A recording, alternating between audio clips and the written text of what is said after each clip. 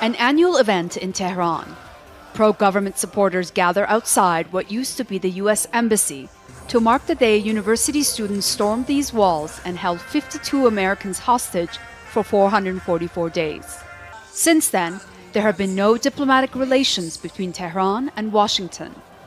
Now, with U.S. backing Israel's war on Gaza and Iran's continued support of Palestinian resistance groups and the so-called axis of resistance, the two adversaries have never been closer to conflict. This cruelty that's imposed on the Palestinians is felt by people around the world. This is a move to show solidarity with Palestinians. 44 years ago, these students were demanding the Shah of Iran stand trial for what they called crimes against his own people. Mohammad Reza Shah was receiving cancer treatment in the U.S.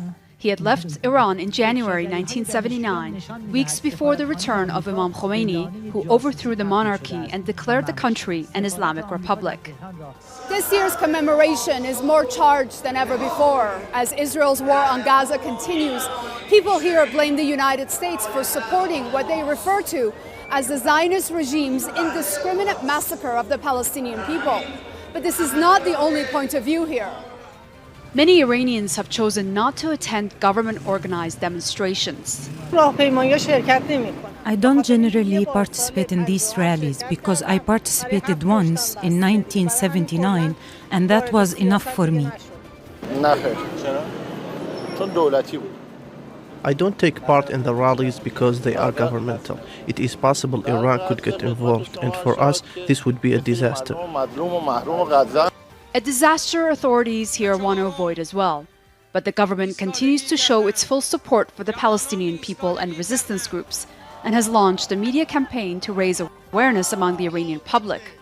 A public that's gone through a very difficult year since the death of 22-year-old Mahsa Amini in police custody in September 2022.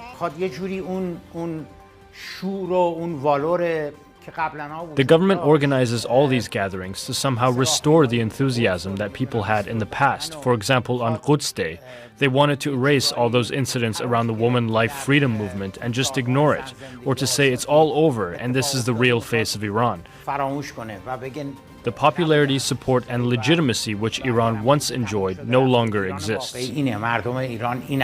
For now, both the US and Iran are treading carefully, and what happens in Gaza could determine the next chapter in their tumultuous relationship. Make sure to subscribe to a channel to the latest news from RDZ World News.